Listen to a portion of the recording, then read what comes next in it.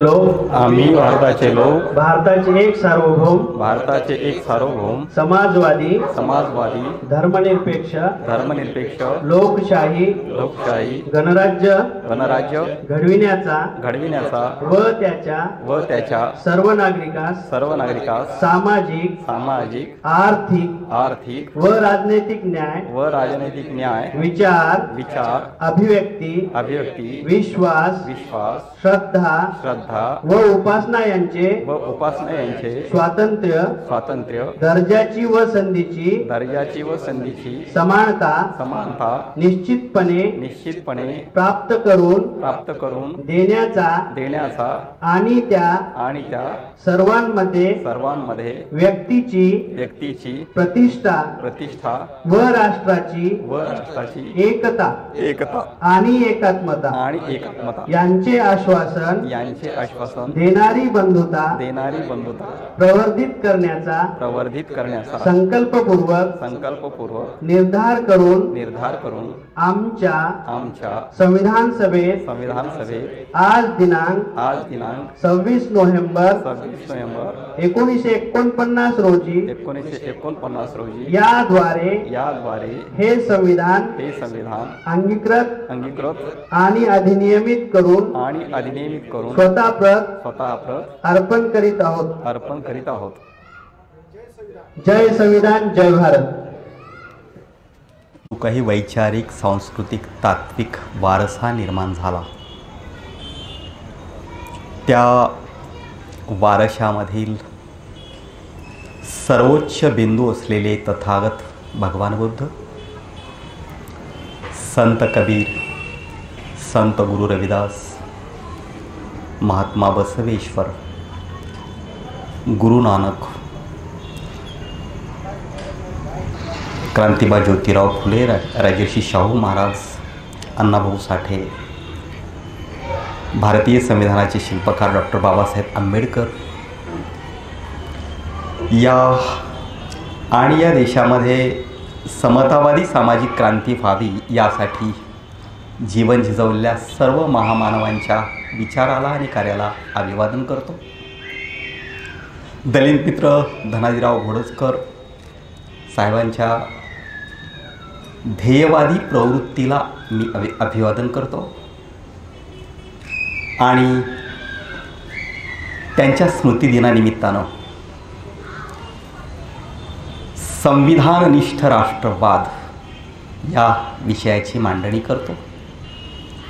या कार्यक्रमासाठी उपस्थित असलेले सुग्रीव अंधारे साहेब, प्रकाश कांबळे साहेब, बारशेट्टी साहेब, दैनिक लोकमतचे उपसंपादक भारत दाढेल साहेब, बालाजी थोटवे सर, आमच्या पीपल्स कॉलेजचे डॉक्टर CK हरनावळे सर, आमच्या संविधान जागरण समितीतले VR असोरे साहेब आणि बांधवांनो, संविधाननिष्ठ राष्ट्रवाद हा विषय मला मांडायचा आहे। हा विषय मला यासाठी मांडायचा आहे की आपण अधिकृतरित्या 26 नोव्हेंबर 1949ला जो संविधाननिष्ठ राष्ट्रवाद स्वीकारलेला आहे, तयार केलेला आहे, तो राष्ट्रवाद विस्कटवून टाकणाऱ्या प्रवृत्ती आज अत्यंत बलिष्ठ झालेल्या आहेत। त्याच प्रवृत्ती सर्वोच्च सत्तेवरती विराजमान झालेल्या आहेत। हे राष्ट्र उभं आहे ते भारतीय संविधानाच्या पायावर, दुसऱ्या कशावरही उभं राहिलेलं नाही आहे। ज्याच्या पायावर हे राष्ट्र उभं राहिलेलं आहे तो पायाच उद्ध्वस्त करणाऱ्या प्रवृत्ती आपल्या देशामध्ये अत्यंत शिस्तशीर रीतीनं आज कामाला लागलेल्या आहेत। आणि अशा अवस्थेमध्ये फार दूरदृष्टिकोनातून आपल्या राष्ट्र निर्मात्यांनी, संविधान निर्मात्यांनी हे जे राष्ट्र उभं करण्याचा प्रयत्न केलेला आहे, त्या प्रयत्नाच्या विरुद्ध असं फार काही या देशामध्ये चाललेलं आहे, संविधाननिष्ठ राष्ट्रवादाच्या विरुद्धचं संविधान सुद्धा तयार आहे. एका विशिष्ट धर्माच्या नावाने जो राष्ट्रवाद, त्याचं नाव वगैरे मी घेत नाही, कारण माझी भूमिका ही फुल्या मारण्यापेक्षा, खोडण्यापेक्षा, काय वाईट आहे काय नको आहे यावर आपली शक्ती खर्च करण्यापेक्षा आपली शक्ती काय हवं आहे, काय चांगलं आहे, कशानं कल्याण होणार आहे आणि काय रुजवणं गरजेचं आहे हे मांडण्यावर आपणाला अधिकचा भर द्यावा लागतो. संविधाननिष्ठ राष्ट्रवादाच्या मांडणीची किती पुस्तकं उपलब्ध आहेत त्याचा शोध मी घ्यायला लागलो तर पुस्तकच उपलब्ध नाही आहेत. पण जो नको आहे, भारताच्या स्वातंत्र्य लढ्यानं जो राष्ट्रवाद नाकारलेला आहे, त्या राष्ट्रवादावर अनेक पुस्तकं बाजारात उपलब्ध आहेत. थोटवे साहेबांचा मला फोन आला तेव्हा मी म्हणालो की हा विषय असंख्य व्याख्यानांच्या माध्यमातून अनेक ठिकाणी सर्वत्र मोठ्या प्रमाणामध्ये मांडणं गरजेचं आहे. मी कोणत्या राष्ट्रवादाबद्दल बोलतोय, कोणता राष्ट्रवाद अजिबात नको आहे, जो संविधाननिष्ठ राष्ट्रवादाला खोडून काढणारा आणि उद्ध्वस्त करणारा आहे, तो तुमच्या लक्षात आला असेल.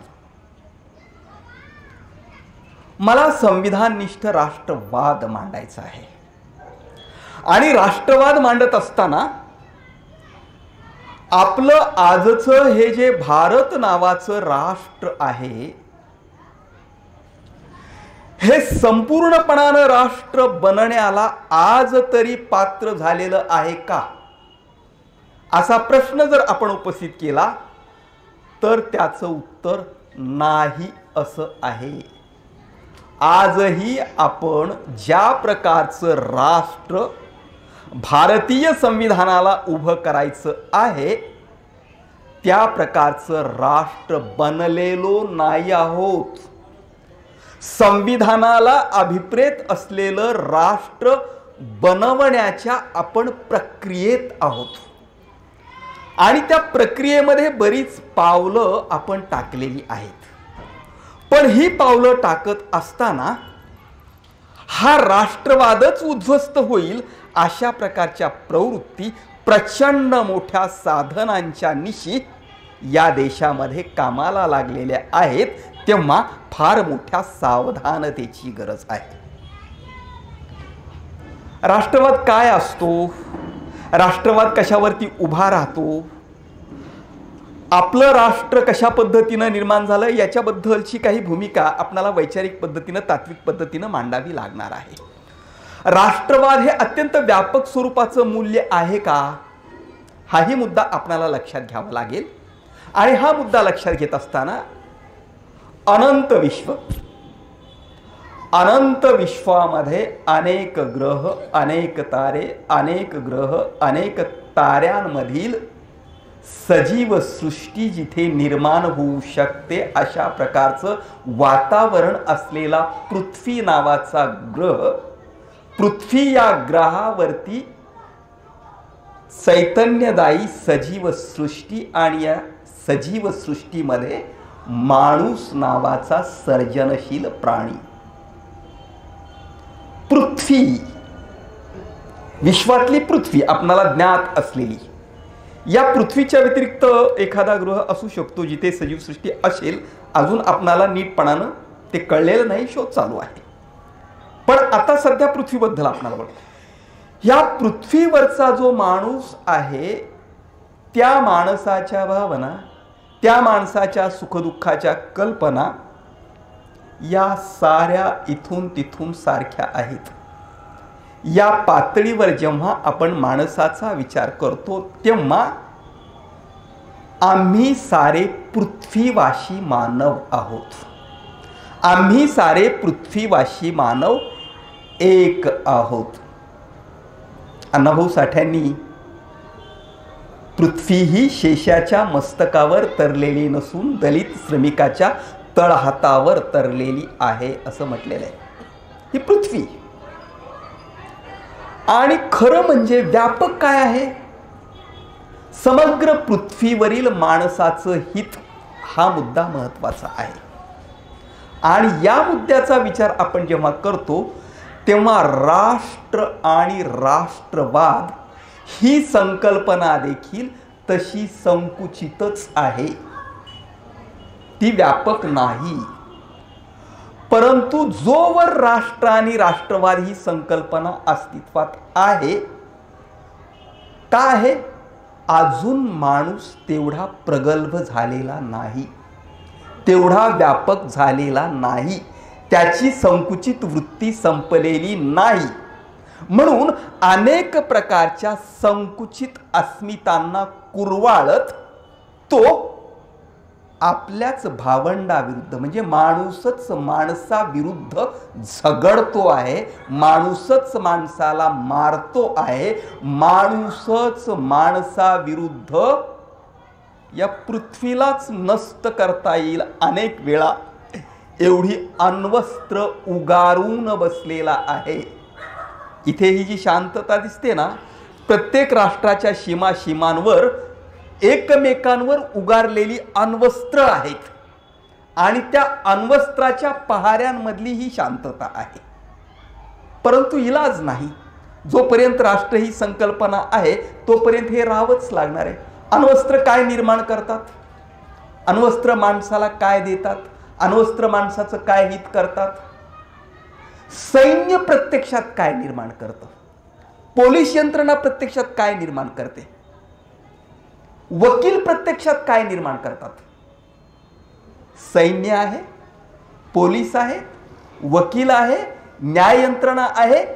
कारण माणूस चांगलं वागत नाही, माणूस वाईट वागतो, माणूस मूल्य पाळत नाही.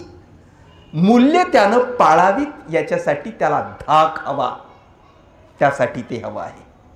माणूस मूल्यच पाळायला लागला तर हा धाक दाखवण्याची गरज आहे का? नाहीये. माणूस सगळ्या पृथ्वीतल्या माणसांवर प्रेम करायला लागला, पृथ्वीवरच्या एकाही माणसाला अहितकारक ठरेल अशा प्रकारचं वर्तन मी अजिबातच करणार नाही असं प्रत्येक माणूस वागायला लागला तर राष्ट्र या संकल्पनेची गरज नाही, सैन्याचीही गरज नाही, फौजेची गरज नाही. परंतु हे होत नाही. म्हणून राष्ट्र आहे, राष्ट्र आहे म्हणून राष्ट्र हे एक मूल्य आहे. आणि हे राष्ट्र कसं बनत असतं, ही राष्ट्राची संकल्पना तरी कशी आली? यापूर्वीच्या काळात आज ज्या प्रकारचा राष्ट्रवाद आपण पाहतो, विचारात घेतो, त्या प्रकारचा राष्ट्रवाद आपल्याकडे अस्तित्वात नव्हता. युरोपामधून 19व्या शतकामध्ये आधुनिक काळातल्या राष्ट्रवादाची संकल्पना पुढे आलेली आहे. आणि ही जी राष्ट्रवादाची संकल्पना पुढे आलेली आहे ती राष्ट्रवादाची संकल्पना जे संविधाननिष्ठ राष्ट्रवादाला विरोध करून नवा राष्ट्रवाद वेगळा मांडायला लागला. नवा म्हणजे तो नवा नाहीये, जुनाटच आहे. जुनाट आहे, घाणेरडा आहे, संकुचित आहे, खुरटा किरटा आहे, विषमतावादी राष्ट्रवाद आहे. असा राष्ट्रवाद मांडणारी ही मंडळी म्हणते की भारत हे राष्ट्र होतच. भारताच्या इतिहासामध्ये काही काळ असा दिसेल की जिथे एक राष्ट्र होतं, एक सम्राट होता, एक साम्राज्य होतं. केव्हा होतं? सम्राट अशोकाच्या काळामध्ये विशेषतः भारत हे एक राष्ट्र झालेलं होतं. आणि नंतर ही ते काही कायम राहिलेलं नाही, पुन्हा फाटाफूट, पुन्हा झगडे भांडणं हे सगळं झालेलं आहे. आणि आज आपण भारत नावाचं जे काही राष्ट्र आहोत असं म्हणतो, ते राष्ट्र बनवण्याची प्रेरणा आपणाला कुठून मिळाली, केव्हा मिळाली ती विसरलो होतो आपण पूर्णपणानं. भारतामध्ये इंग्रजांचं आगमन झाल्यानंतरच ही प्रेरणा आपणाला मिळालेली आहे.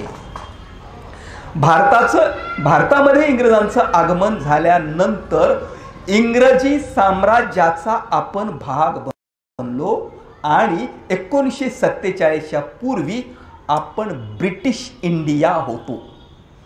ब्रिटिश इंडियावर इंग्रजांनी निर्माण केलेला 1935चा कायदा चालत होता. 1919ला 1935ला अशा अनेक कायदे त्यांनी केले. ईस्ट इंडिया कंपनीच्या कायद्यापासून अनेक कायदे केले आणि तिथपासून भारतीय संविधानाच्या विकासाचे टप्पेही विकसित होत गेलेले आपणाला दिसून येतात. हा जो ब्रिटिश इंडिया होता ना, तो ब्रिटिश इंडिया काही आजच्यासारखा नव्हता. या ब्रिटिश इंडियामध्ये अनेक संस्थानं होती आणि ब्रिटिश येण्यापूर्वीच्या काळामध्ये जो काही भारत होता असं आपण म्हणत होतो, त्यामध्ये एक राष्ट्र नव्हतं. आपण ज्या भूभागात आहोत ना, मराठवाड्यात आपण म्हणतो, मराठवाडा एक राष्ट्रच होतं, एक देश होता स्वतंत्र. तिकडचा देश दुसरा होता. जुन्या माणसांशी तुम्ही जरा बोला की आमचा देश तुमचा देश असं ते म्हणतात. म्हणजे एका एका गावाचं सुद्धा देश, एका एका गावाचा राजा आणि त्याचं स्वतंत्र राज्य असला प्रकार होता. राष्ट्रकल्पना ही अगदी संकुचित होती आणि आम्ही आपापसामध्ये सतत झगडत होतो. हे जो राष्ट्रवाद मांडणारे हे जे लोक आहेत ना, ते लोक, ते अल्पसंख्येत, या देशातले अल्पसंख्येत, ते आधीचे परकीय आक्रमक आहेत. ते लोक असं म्हणत असतात की हे राष्ट्र आधीच आहे आणि ह्या राष्ट्रावर आक्रमण करणाऱ्यांबद्दल ते फार राग व्यक्त करत असतात. आक्रमण करणारे मोगल होते, अनेक होते. त्यातल्या मोगलांवर, मोगलांचा धर्म इस्लाम, त्यांच्यावरचा प्रचंड मोठा संताप ही मंडळी व्यक्त करते सध्याच्या काळामध्ये. आक्रमक इथे आले आणि या विविधतेने नटलेल्या आणि विविधतेने फाटलेल्या देशाचं पराजय झाला. का बरं? तुमचं राष्ट्र प्राचीन काळामध्ये फार चांगलं होतं, फार बलाढ्य होतं. तुमच्या राष्ट्रातली व्यवस्था तुम्ही जी सांगता ती फार आदर्श होती. तर तुमच्या आदर्श व्यवस्थेमध्ये परकीय आक्रमण झाले तेव्हा तुमचा पराजय का झाला? का झाला पराजय? पराजयासाठी तुम्ही त्यांनाच दोष देणार का फक्त? या देशाचा पराजय परकीय आक्रमण झाली तेव्हा यामुळे झाला की या देशाचे जे कोणी नेतृत्व करणारे म्हणून होते ब्राह्मण क्षत्रिय, हे नेतृत्व करणारे होते ना, ते फार हुशार होते ना, बुद्धिबळामध्ये हुशार होते, बाहुबळामध्ये हुशार होते. ब्राह्मण क्षत्रिय तुम्ही काय करत होता? कसा काय पराजय झाला देशाचा? पराजय यासाठी झाला की तुम्ही बुद्धीचा वापर फक्त आम्हालाच करता येतो असं म्हणालात आणि या देशातल्या बहुसंख्य जनतेला बुद्धीचा वापरच करू दिला नाही. ज्ञानबंदी केली. बाहुबळाचा वापर फक्त क्षत्रियांनाच करता येतो असं म्हणालात, मूढभरांनाच तुम्ही शस्त्र हातात घेऊ दिलं. ज्ञानबंदी आणि शस्त्रबंदी लादणारा मनूचा वर्णवादी विषमतावादी घाणेरडा जो कायदा होता, त्या घाणेरड्या कायद्यानं भारताचं बाहुबळ आणि भारताचं बुद्धिबळ विकसित होऊ दिलं नाही. म्हणून इतिहास काळात देशाचा पराभव झाला. भीमा कोरेगावची लढाई आठवा ना. तुम्ही काय म्हणालात? हे शूद्र अतिशूद्र हातात शस्त्र घेण्याच्या लायकीचे नाहीत असं तुम्ही म्हणालात. इंग्रज आले आणि इंग्रजांनी शूद्रांच्या हातात शस्त्र दिलं. ज्ञानबंदी उठवली, शस्त्रबंदी उठवली. म्हणजे इथल्या मनुवाद्यांचा, आर्यांचा कायदा इंग्रजांनी मोडीत काढला, जो नैसर्गिक कायद्याच्या विरुद्ध होता, विषमतावादाच्या विरुद्ध होता. आणि हातात शस्त्र आल्याबरोबर भीमा कोरेगावमध्ये 500 शूद्र सैनिकांनी पेशव्यांच्या हजारो फौजेला कापून काढलं. कापून काढलं. काय सिद्ध झालं? तुम्ही म्हणत होता ना शूद्रांना लढाई करता येत नाही, हे बघा तुमचे ते आहेत ना, एवढ्या हजारोंना 500च पुरे होतात, हे दाखवलं. खोटे सिद्धांत, चुकीचे सिद्धांत लोक मनामध्ये रुजवले म्हणून या देशाचा इतिहास काळामध्ये पराभव झाला. स्वतःला दोष कधीच देत नाही. ते आमचं जे जे होतं ते सगळं चांगलं होतं असं सांगतात. इथलीच परिभाषा घेतात आणि हे तर होतच हो, आमच्याकडे विमान सुद्धा होतं असं सांगणाऱ्या या प्रवृत्ती. आणि त्या प्रवृत्ती संविधानाला नाकारतायत, पर्यायी संविधान देतायत, निर्माण करतायत. म्हणून संविधाननिष्ठ राष्ट्रवाद धोक्यात आलेला आहे. मी हे सांगत होतो की इंग्रज आल्यामुळे आम्हाला पुन्हा नव्यानं आम्ही एक राष्ट्र आहोत याची जाणीव झाली. स्वातंत्र्य लढे आमच्याकडे 2 झाले आणि या 2 स्वातंत्र्य लढ्यामधून स्वातंत्र्य, समता, बंधुता, न्याय, मानवता, सत्य, शांती, अहिंसा ही मूल्ये समोर आली. ही मूल्ये प्रतिष्ठा पावली आणि सामाजिक आणि राजकीय स्वातंत्र्याच्या लढ्याच्या माध्यमातून आमचा मनूच्या संविधानावर चालणारा, विषमतावादी संविधानावर चालणारा भारत भीम संविधानाच्या दिशेनं वाटचाल करू लागला. भीमाचा उदय नव्या या कालखंडामध्ये झालेला आहे. बाबासाहेब आंबेडकरांची चळवळ जर त्या काळात झाली नसती तर हे आजचं संविधान आहे ना, तसं संविधान झालं नसतं, ते वेगळंच झालं असतं कुठलं तरी. गांधीजींचा विचार स्वीकारून बाबासाहेब आंबेडकर काँग्रेसमध्ये जर सहभागी झाले असते ना तर संविधान असं झालं नसतं. बाबासाहेबांनी गांधीजींच्या काँग्रेसच्या विरोधात उभं राहणं हे महत्त्वाचंच होतं. त्यांच्यावरती प्रभाव पाडणं महत्त्वाचंच होतं. या देशातील शूद्र आदी अतिशूद्रांचं जे जळतं आहे, जे होरपळतं आहे, ते बाबासाहेबांनाच कळू शकत होतं, गांधींना कळू शकत नव्हतं. ती सहानुभूती नसते. प्रत्यक्ष उन्हात होरपळणाऱ्याला जे कळतं ते सावलीत बसून बघा की हो किती होरपळायला लागलाय असं म्हणणाऱ्याला कळत नसतं. जो प्रत्यक्ष होरपळणारा आहे तो ज्या द्वेषानं बोलत असतो आणि ती जी भूमिका घेत असतो ती भूमिका बाबासाहेबांची होती. आणि बाबासाहेबांची सामाजिक स्वातंत्र्य लढ्यातील भूमिका संपूर्ण राजकीय स्वातंत्र्य लढ्यावर प्रभाव टाकत होती, त्यांनाही बदलवत होती. त्यांच्या ज्या गतानुगतिक भूमिका आहेत त्या भूमिका बदलवत होती आणि त्यांनाही स्वातंत्र्य, समता, बंधुतेच्या दिशेनं खेचून आणत होती. हे आपण नीटपणानं लक्षात घेतलं पाहिजे. आणि या दिशेनं संविधान भारत बनत होता. राष्ट्र काय असतं? राष्ट्र अनेक व्याख्या केलेल्या आहेत अनेकांनी वेगवेगळ्या स्वरूपाच्या. त्या अकॅडमिक पद्धतीने मी सांगत बसत नाही, ज्याला सुलभपणानं जाईल अशा पद्धतीने सांगतो. माझ्याकडे ते मुद्दे वगैरे आहेत, काय काय राष्ट्रवाद असतो वगैरे, ते मी मांडत नाही, ते जरा क्लिष्ट वाटेल तुम्हाला. म्हणून मी सहजपणानं बोलण्याच्या ओघवत्या भाषेमध्ये बोलावं अशा पद्धतीनं मी काही महत्त्वपूर्ण ठळक ठळक मुद्दे सांगत तुमच्यासमोर मांडणी करतो.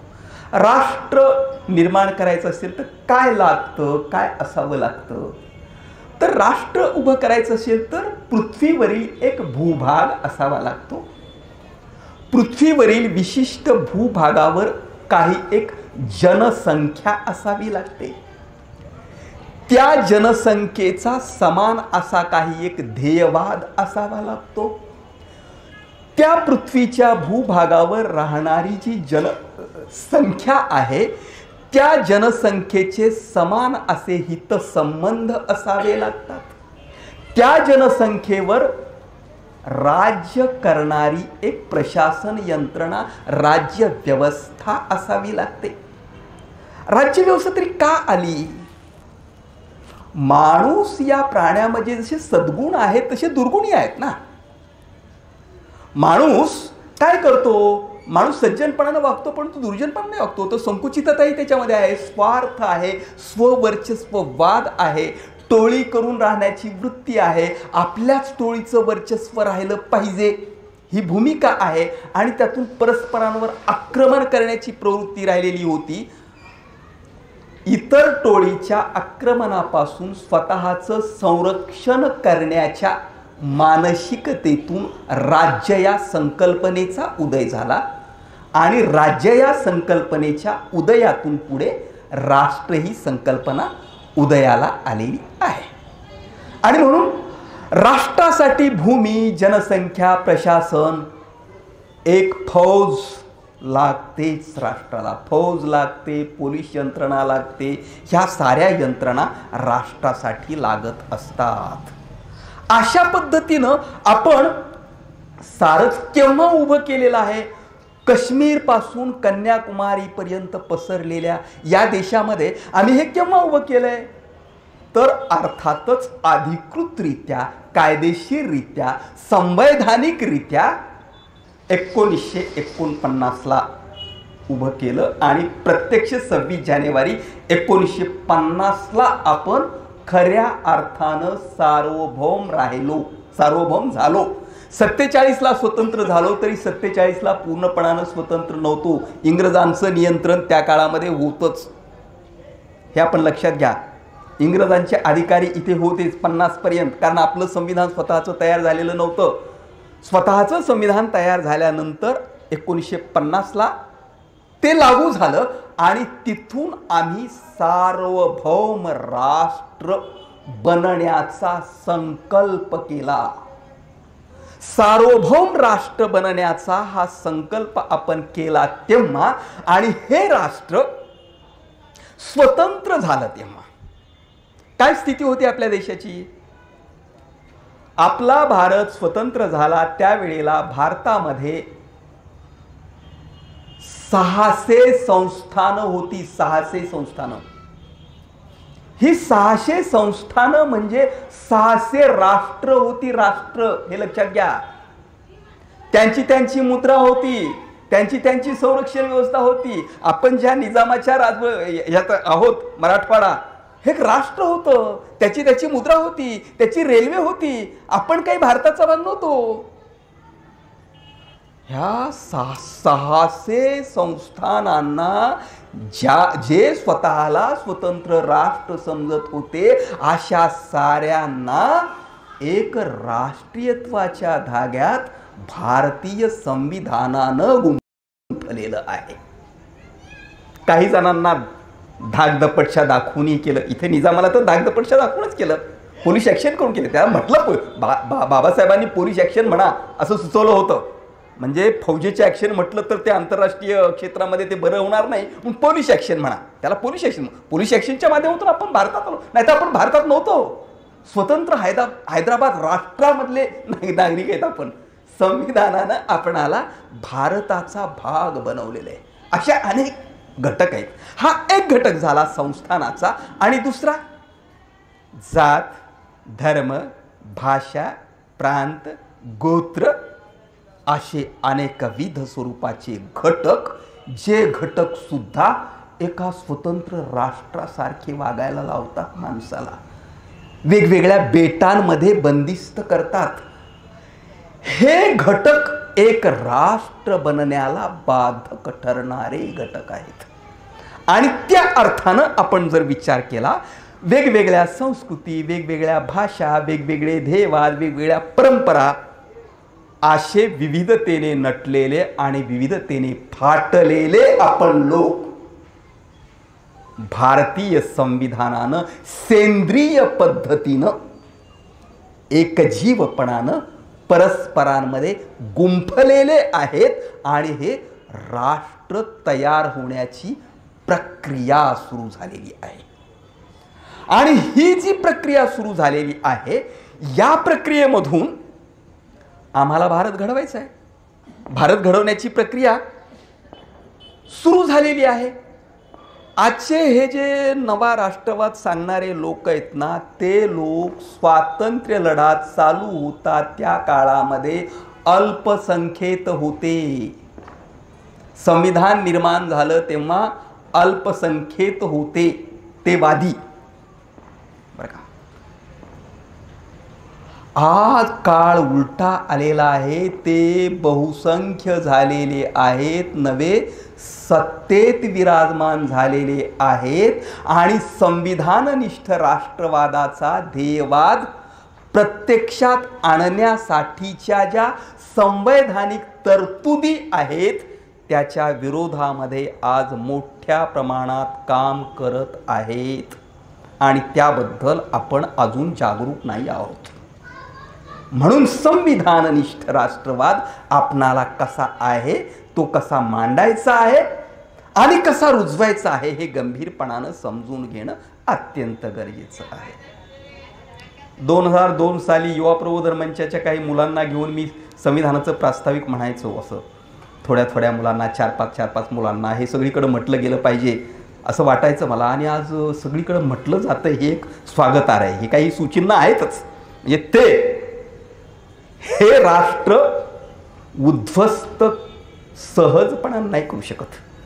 कारण संविधान, त्याला विरोध करणारे बळकट दिसत असले तरी संविधानावर प्रेम करणारा, त्याचा आदर करणारा वर्गही मोठ्या प्रमाणामध्ये वाढतो आहे. काय आपण म्हटलं, आम्ही भारताचे लोक, भारताचे एक सार्वभौम समाजवादी धर्मनिरपेक्ष लोकशाही गणराज्य घडवू इच्छितो. या देशातल्या प्रत्येकाला सामाजिक, राजकीय आणि आर्थिक न्याय देऊ इच्छितो. या देशातल्या प्रत्येक माणसाला श्रद्धा उपासनेचं स्वातंत्र्य देऊ इच्छितो.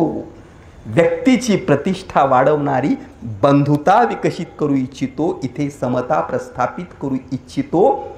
हा संकल्प करून आम्ही स्वतः निर्माण केलेलं हे संविधान स्वतःला अर्पण करत आहोत. संविधानाचं प्रियांबल हा राष्ट्र निर्मितीचा पाया आहे. पाया प्रत्येक भारतीयाच्या काळजावर कोरला गेला पाहिजे, घराघरात असला पाहिजे तो पाया. या प्रियांबल मधून एक राष्ट्रवाद दिसतो. आणि कोणत्या स्वरूपाचा राष्ट्रवाद दिसतो? या प्रियांबल मधून जो राष्ट्रवाद दिसतो तो ती मंडळी जो राष्ट्रवाद मांडते त्यापेक्षा वेगळा आहे. ती मंडळी कोणता राष्ट्रवाद मांडते?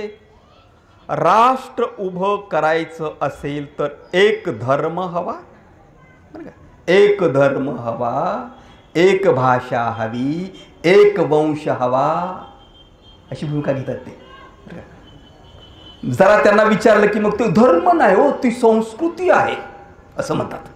ते धर्म नाही, फार दुतोंडी, अनेक तोंडी अवलादी आहेत. जरा अंगलट यायला लागलं की लगेच वेगळं बोलतात. अनेक तोंडानं बोलायचं, वेगवेगळ्या तोंडानं बोलायचं. आणि मग जरा वाव दिसतो म्हटलं की तोंडवर करायचं.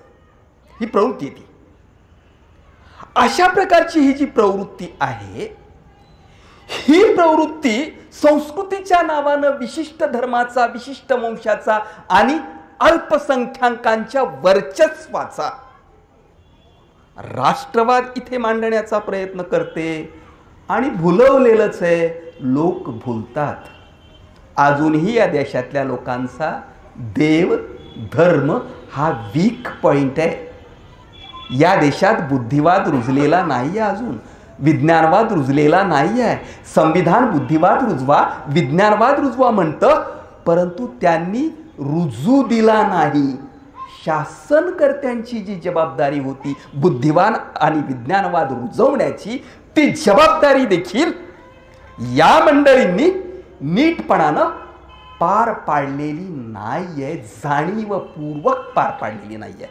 आणि त्यामुळं हा संविधानवाद आणि संविधाननिष्ठ राष्ट्रवाद इथे नीटपणानं रुजलेला नाही. देव धर्म संस्कृती, मंदिर संस्कृतीची नावं घेऊन भोळ्या भाबड्या या देशातल्या शूद्र आदी अतिशूद्र बहुजन समाजाला भुलवण्याचं काम मोठ्या प्रमाणामध्ये केलं जातंय. भुलवले जातात, भुलतात लोक. खरं म्हणजे असं म्हणावं लागेल की स्वातंत्र्य लढ्याच्या काळात आपले लोक व्यापक होते, सर्व राष्ट्राचा विचार करत होते, संकुचित विचारधारेला नाकारत होते. सगळ्या गटातले लोक नाकारत. संविधान सभेमध्ये त्यांचा तो राष्ट्रवाद नाकारलेला आहे. संविधान सभेमध्ये ते मांडत होते त्यांचा राष्ट्रवाद ते, परंतु तो अल्पमतात गेलेला आहे. संविधान सभेमध्ये देव हरलेला आहे.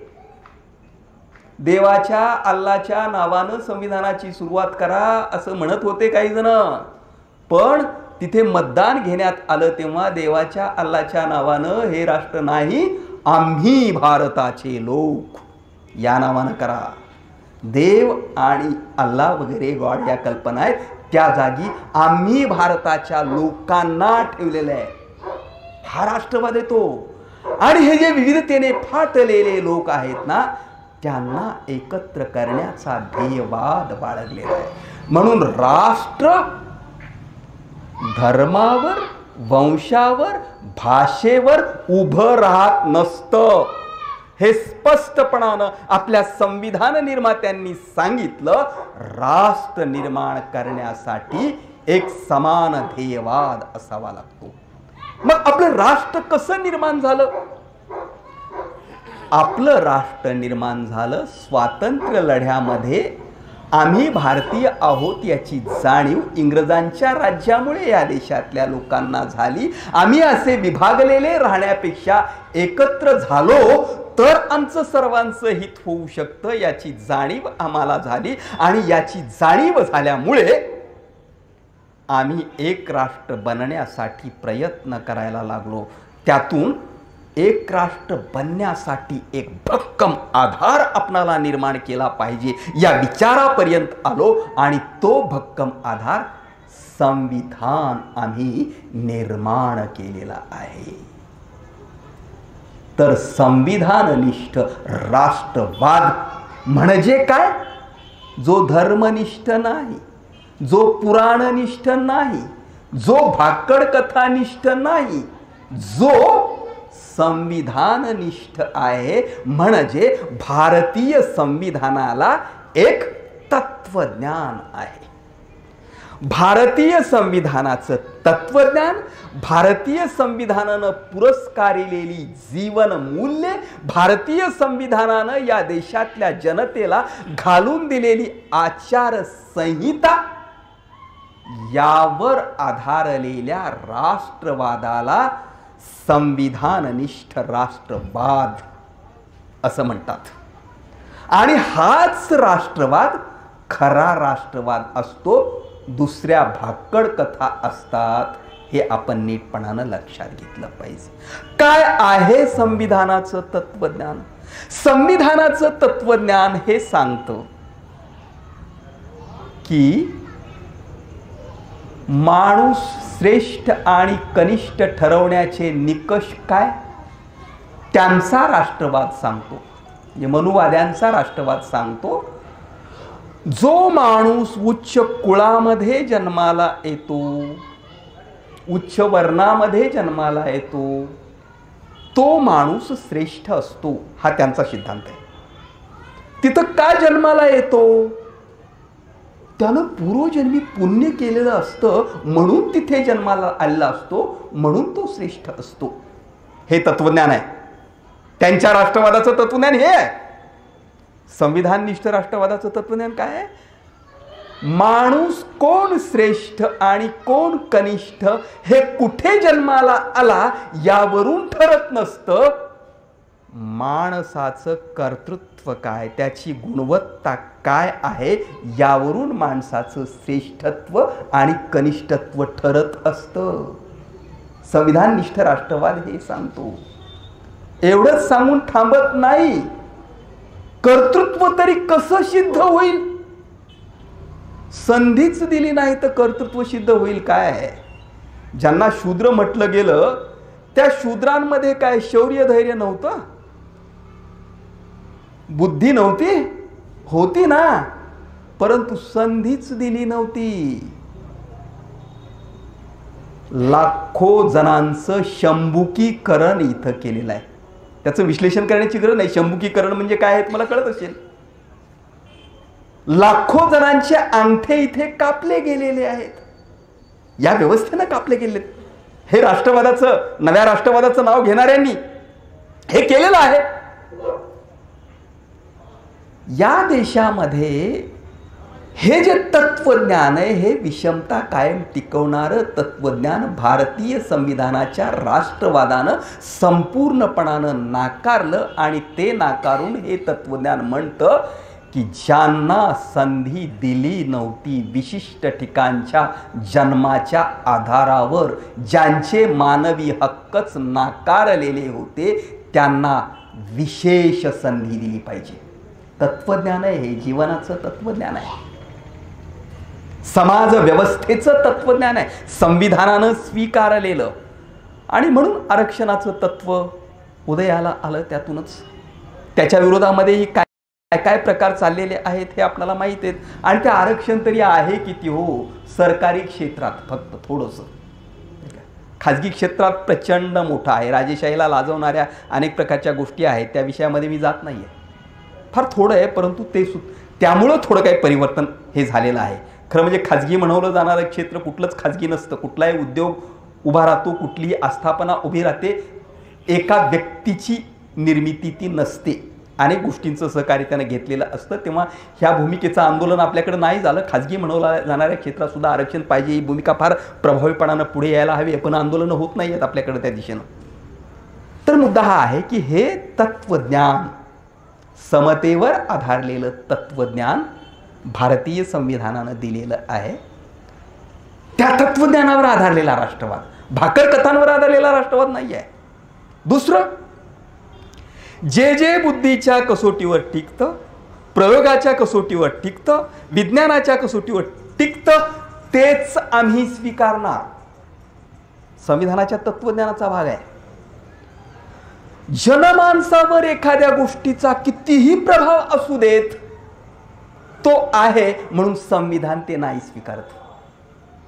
म्हणजे संविधान अल्लाचा पुरस्कार करत नाही, गॉडचा पुरस्कार करत नाही, ईश्वराचा पुरस्कार करत नाही. त्याबद्दल काय करतं, तटस्थ राहतं. फार प्रभाव आहे लोकांवर आणि तो काय आत्ताच जाणं शक्य नाही आहे, पण तो घालवायचा आहे, तो नष्ट करायचा आहे. त्यासाठी बुद्धिवाद, विज्ञानवाद आपल्याला वाढवायचा आहे. हा ध्येयवाद आहे, तत्वज्ञानाचा हा ध्येयवाद आहे आणि त्याच्यासाठी काम करण्याची गरज आहे, मनामनांची मशागत करण्याची गरज आहे. हा ध्येयवाद आहे. हे तत्वज्ञान आणि भारतीय संविधानातली स्वातंत्र्य, समता, बंधुता, न्याय, मानवता, सत्य, शांती, अहिंसा, सहकार ही जी तत्व आहेत, ही जी मूल्य आहेत, ह्या मूल्यांच्या आणि ह्या तत्वज्ञानाच्या पायावर जो उभा आहे त्या राष्ट्रवादाला संविधाननिष्ठ राष्ट्रवाद असं म्हटलेलं आहे, असं मी म्हणतो. आणि अशा प्रकारचा राष्ट्रवाद आपल्या देशामध्ये अजूनही पूर्णपणानं रुजलेला नाही. आणि हा राष्ट्रवाद रुजवण्यासाठी म्हणून या देशामध्ये प्रचंड मोठं काम या देशातल्या जनतेला करावं लागणार आहे. चळवळीतल्या मंडळींना मोठ्या प्रमाणामध्ये करावं लागणार आहे. काय अडसर आहेत, हा राष्ट्रवाद माहीत आहे का लोकांना? जात, धर्म याचा प्रभाव गेलाय का? तर याचा प्रभाव गेलेला नाहीये. बाबासाहेबांनी म्हटलं, मी प्रथम भारतीय आहे आणि शेवटी ही भारतीयच आहे. हा भाव आहे का? लोकमनामध्ये रुजलाय का? आज तरी लोकमनामध्ये रुजलेला नाहीये. असं म्हणत असतील जरा थोडेसे बऱ्यापैकी शहाणे लोक, मी प्रथम भारतीय आहे आणि मग नंतर मुसलमान आहे, नंतर हिंदू आहे, शीख आहे, ख्रिश्चन आहे, असं काहीतरी म्हणत असतील. तेही धोक्याचंच आहे मोठ्या प्रमाणामध्ये. पण असं म्हणणारे लोक ही कमीच आहे. मी प्रथम अमक्या धर्माचाच आहे, मी प्रथम अमक्या जातीचाच आहे, हेच अग्रस्थानाने येते. जात धर्म ही राष्ट्राची भेटच आहेत, हे अवशेषच आहेत आणि हे आम्हाला एकजीव होऊ देत नाही आहेत. त्यासाठी या घटकांना नष्ट करायचं आहे. ही भूमिका संवैधानिक राष्ट्रवादामध्ये आहे. हे घटक म्हणजे काय? धर्म म्हणजे काय म्हणतात लोक? विशिष्ट प्रकारचं कर्मकांड म्हणजे धर्म म्हणतात. म्हणजे इतरांना उपद्रवकारक ठरेल असं एकही पाऊल मी टाकणार नाही, इतरांना उपकारक ठरेल अशीच पावलं मी टाकत जाईल, अशा अर्थाचा धर्म कोणी सांगत असेल तर त्यावर आक्षेप घेण्याचं काही कारण नाही. परंतु तो कुठे धर्म असतो? अमकं कर्मकांड म्हणजे धर्म, तमकं कर्मकांड म्हणजे धर्म आणि यांचे झगडे आपापसातले मोठ्या प्रमाणामध्ये, याला धर्म म्हणतात. हा काही धर्म नसतो.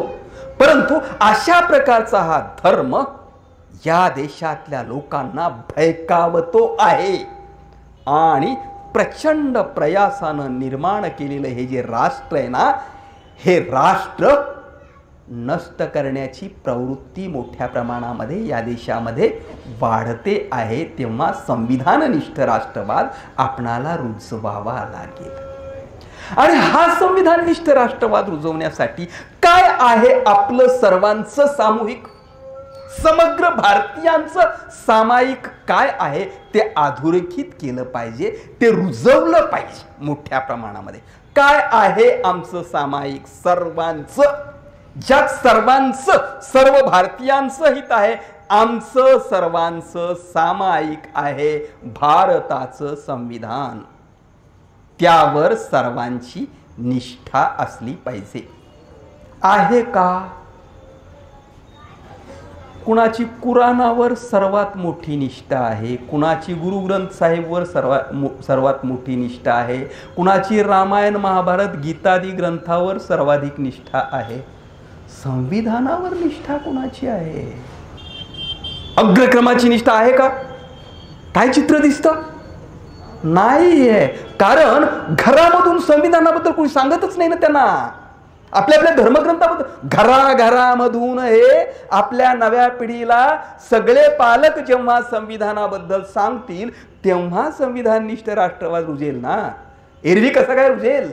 नाही रुजणार. आम्ही धर्म सांगतो, आम्ही त्या परंपरा सांगतो, आम्ही संविधान नाही सांगत, आम्ही आमचा स्वातंत्र्य लढा नाही सांगत. हे आम्ही सांगितलं पाहिजे, तर आमचा संविधाननिष्ठ राष्ट्रवाद मनामनात रुजू शकणार आहे. आमचं सर्वांचं संविधान आहे. आमचा सर्वांचा अशोक चक्रांकित तिरंगा हा राष्ट्रध्वज आमचा सर्वांचा आहे. आमची सर्वांची संसद आहे. आमचं सर्वांचं सर्वोच्च न्यायालय आहे. आमची सर्वांची फौज आहे. आमची सर्वांची पोलीस यंत्रणा आहे. आमचा सर्वांचा रुपया आहे. आमची सर्वांची म्हणून राजमुद्रा आहे. आमचे सर्वांचे म्हणजे समग्र भारतीयांचे आमचे स्वातंत्र्य दिन, प्रजासत्ताक दिन, सर्वांचे सांस्कृतिक सण आहेत. हे आमचं सर्वांचं आहे, भारतीयांचं. आणि हे किती रुजलं याच्याबद्दलचा आदर किती. आणि हे मनामनामध्ये रुजवण्यासाठीची प्रक्रिया काय? आमच्याकडं काहीच नाही आहे अनौपचारिक प्रक्रिया. स्वातंत्र्य दिन, प्रजासत्ताक दिन आणि अलीकडे आपण संविधान दिन सुरू केलाय. कोण साजरा करतं? घराघरात केला जातो. मी विशिष्ट धर्मांच्या सणाच्या वेळी गल्लीमध्ये फिरतो तेव्हा प्रचंड उत्साह दिसतो. सडा काय, रांगोळी काय, फटाके काय, जल्लोष. आणि राष्ट्रीय सणाच्या दिवशी गल्लीमध्ये फिरतो तेव्हा सगळा शुकशुकाट दिसतो. मला वाटतं अरे हे लोक अजूनही संवैधानिक भारतात नाही जगत, हे पौराणिक भारतात जगतात. अजूनही भाकड कथांमध्ये अजून हे जगतायत. आमचे सगळे सण उत्सव असे आहेत मोठ्या प्रमाणामध्ये. आमचा हा संविधाननिष्ठ राष्ट्रवाद रुजलेला नाही आहे, म्हणून संविधान संस्कृती निर्माण केली आणि ती मनामनामध्ये रुजवली, तर संविधाननिष्ठ राष्ट्रवाद आमच्या देशामध्ये रुजणार आहे. हे आपण नीटपणानं लक्षात घेणं अत्यंत गरजेचं आहे. मग हा संविधाननिष्ठ राष्ट्रवाद आपणाला मनामनामध्ये रुजवायचा असेल तर भारतीय संविधानाचं प्रियांबल आपण म्हटलं त्याप्रमाणे अनुच्छेद 51 क मध्ये, संविधान अनुच्छेद 51 क मध्ये भारतीय नागरिकांची मूलभूत कर्तव्य आहेत. ती मूलभूत कर्तव्य लोकांच्या समोर मांडण्याची काही यंत्रणा आहे का आपल्याकडं? सांगतं का? मी विशिष्ट अमक्या अमक्या धर्माचा असेल तर अमक्या अमक्या धर्माचं मी कर्तव्य करतो. मी मुसलमान असेल तर मी नियमानं मस्जिदीमध्ये जातो. मी हिंदू असेल तर नियमानं मंदिरामध्ये जातो. मी ख्रिश्चन असेल तर नियमानं चर्चमध्ये जातो. मी शीख असेल तर नियमानं गुरुद्वारामध्ये जातो. ती प्रार्थना करतो. तो धर्मग्रंथ वाचतो. मी भारतीय म्हणून नियमानं काय करतो? प्रत्येक भारतीयानं स्वतःला प्रश्न विचारला पाहिजे, मी भारतीय म्हणून माझं कर्तव्य काय आहे हे कधीतरी समजून घेतो का? हे देण्याची काही सांस्कृतिक यंत्रणा, अनौपचारिक शिक्षणाची यंत्रणा आमच्या देशामध्ये अस्तित्वात आहे का? तर ती नाही आहे. आणि ती नाही म्हणून आम्हाला या देशामध्ये संविधान केंद्रित संस्कृतीचा विकास करून संविधानिक राष्ट्रवाद रुजवावा लागेल. ते त्याला सांस्कृतिक राष्ट्रवाद म्हणतात. आणि सांस्कृतिक राष्ट्रवाद म्हणत असताना ते काय म्हणतात? ते म्हणतात की या देशातल्या लोकांची एक संस्कृती आहे, काही आदर्श स्थानं आहेत, काही परंपरा आहेत, विविधतेने नटलेल्या परंपरा आहेत. पण ज्या विविधतेने नटलेल्या परंपरातल्या अभिमानानं मिरवाव्यात त्या परंपराबद्दल काहीच बोलत नाही. ते कोणती परंपरा आहे आमच्या देशातली? समतावादी परंपरा आहे. अवैदिकांची परंपरा या देशातली समतावादी परंपरा आहे. भगवान महावीर, भगवान बुद्ध, चार्वाक, या देशातले बसवेश्वर, या देशातले गुरु नानक, ही समतावादी परंपरा आमची स्वाभिमानानं मिरवावी अशी आहे. पण या परंपरेबद्दल हे काहीच बोलत नाही. जी विषमतावादी परंपरा आहे, जी अंगठे छाटणारी आणि मुंडके छाटणारी परंपरा आहे, त्या परंपरेचा हे गौरव करतात. आणि त्या परंपरेचा गौरव करणारी ही जी प्रवृत्ती आहे, ही प्रवृत्ती राष्ट्राला उद्ध्वस्त करणारी प्रवृत्ती आहे. म्हणून तिला छेद देण्यासाठी, तिला खोडत न बसता संविधाननिष्ठ राष्ट्रवाद असंख्य जणांनी अनेक पद्धतींनी समाज मनामध्ये रुजवणं अत्यंत गरजेचं आहे. तो कसा रुजेल? काही कर्तव्य मी सांगतो. एक कर्तव्य, स्त्रियांच्या प्रतिष्ठेला उणेपणा आणणाऱ्या सर्व प्रथा आपण नष्ट केल्या पाहिजेत. हे भारतीय नागरिकांचं मूलभूत कर्तव्य आहे. करतो का आपण हे? दलित मित्र धनाजीराव घोडजकरांच्या स्मृतिदिनानिमित्त आयोजित केलेल्या या कार्यक्रमात तरी आपण स्त्रियांचा सन्मान केलेला आहे का? स्त्रियांना चूल आणि मूल यामध्येच बंदिस्त करण्याची परंपरा आम्ही तोडावी असं आम्हाला या सार्वजनिक कार्यक्रमात तरी वाटलं का? तेच चुकीचं वागतात असं नाही, आपणही वागतो. आपणही त्यांच्या राष्ट्रवादाला योग्य ठरेल असं वागतो. त्यांच्या फोडाझोडा नीतीला आम्ही वारंवार बळी पडतो. त्यांनाच शिव्या देत असताना स्वतःलाही शिव्या दिल्या पाहिजेत. आपण स्वतःला तपासून घेतलं पाहिजे. का हो, जात ही निरर्थक आहे आणि जातीनं आमचं सर्वांचं नुकसान केलेलं आहे. जातीनं आमचं सर्वांचं नुकसान केलेलं आहे हे माहीत आहे ना, सर्वांना माहीत आहे ना. ज्यांना जातीचे फायदे मिळाले त्यांनी जातीला टिकवण्याचा प्रयत्न करणं हे आपण समजू शकतो.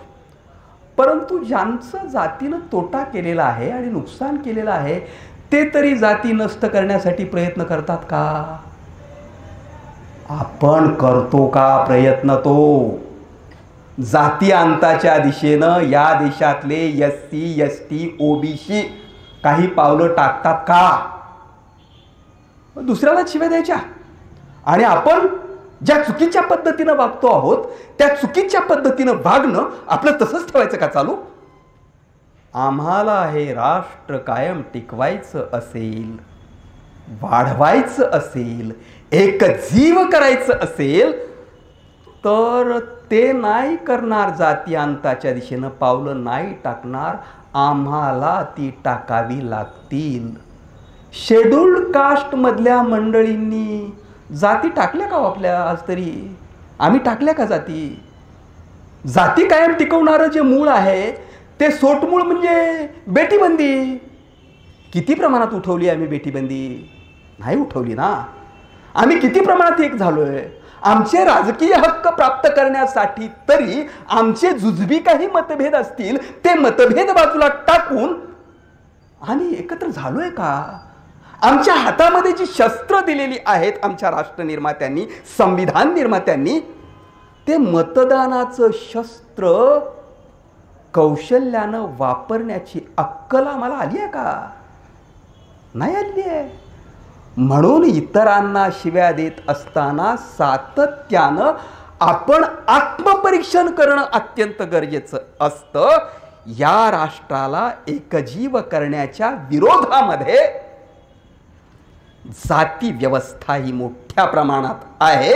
आणि आज हे मी स्पष्टपणानं सांगतो की जाती व्यवस्था टिकवण्यामध्ये केवळ तथाकथित वरच्या वर्गातलेच जबाबदार आहेत आज असं नाही. त्यांच्या फोडा आणि झोडानी तिला बळी पडणारे, कायम त्यांना प्रतिसाद देणारे या देशातले SC ST OBC हे देखील जाती व्यवस्था टिकवण्याला कारणीभूत आहेत. मोडाना जाती व्यवस्था, त्याशिवाय तुमचं हित होणारच नाही. त्याशिवाय तुम्हाला या देशातल्या सत्तेमध्ये आणि संपत्तीमध्ये तुमचं योग्य ते प्रतिनिधित्व मिळणारच नाही. आणि त्यासाठी आम्हाला इथे संविधाननिष्ठ राष्ट्रवाद रुजवायचा आहे. जो संविधाननिष्ठ राष्ट्रवाद भारताला जातविरहित दिशेने, अंधश्रद्धा विरहित दिशेने, शोषण विरहित दिशेने घेऊन जाऊ पाहणारा राष्ट्रवाद आहे. जो राष्ट्रवाद भारताच्या कानाकोपऱ्यात, झोपडपट्टीत, वाडी तांड्यात, दऱ्या कपारीत असलेलं मेंदूचं बळ आणि बाहूचं बळ मुक्तपणानं विकसित झालं पाहिजे. ते मेंदूचं आणि ते बाहूचं बळ मुक्तपणानं विकसित करण्यासाठीची निकोप संधी सर्वांना मिळाली पाहिजे. आणि त्या बाहुबळाच्या, बुद्धिबळाच्या आधारे हे समग्र राष्ट्र प्रगल्भ झालं पाहिजे, सर्व अंगांनी बलिष्ठ झालं पाहिजे. अशा स्वरूपाची भूमिका घेणारा राष्ट्रवाद हा संविधाननिष्ठ राष्ट्रवाद असतो. हे आपण नीटपणानं लक्षात घेणं गरजेचं आहे. आणि अशा प्रकारचा संविधाननिष्ठ राष्ट्रवाद रुजवण्यासाठी काही गोष्टी आपण जरूर कराव्यात. भारताचं संविधान, त्यावर सुलभपणानं मांडणी करणारा ग्रंथ घराघरात घ्यावा, तो वाचावा. कार्यक्रम त्याचा हा आहे की संविधान गौरव महोत्सव किंवा संविधान जागृती महोत्सव हा भारताचा जनतेमधून साजरा केला जाणारा सर्वश्रेष्ठ महोत्सव व्हावा. त्यासाठी प्रयत्न प्रत्येकानं केला पाहिजे. विशिष्ट महोत्सव आले की गल्ली गल्लीतली पोरं बाहेर पडतात आणि काका आम्हाला वर्गणी द्या असं म्हणतात, आम्हाला अमकं बसवायचं आहे, तमकं करायचं हे म्हणतात. 26 नोव्हेंबर ते 26 जानेवारी या काळात आपण तरी पुढाकार घेऊन गावागावात, गल्ली गल्लीत सगळीकडे संविधान दिन आणि प्रजासत्ताक दिनाच्या निमित्तानं गावागावात संविधान जागृती महोत्सव करण्याची प्रक्रिया आपण करावी. आणि संविधानातला बुद्धिवाद, विज्ञानवाद, मानवतावाद मनामनामध्ये रुजवण्यासाठी आणि जाती अंतासाठी, धर्मांधतेच्या अंतासाठी सातत्यानं प्रबोधन प्रक्रिया करत राहावं. या प्रक्रियेमधूनच थोडक्यात मांडलेला हा जो राष्ट्रवाद आहे, हा राष्ट्रवाद रुजू शकेल या दिशेनं आपण प्रयत्न करावा अशी विनंती करतो. थांबतो. धन्यवाद. धन्यवाद सरजी. आपल्या ओघवत्या शैलीमध्ये आपण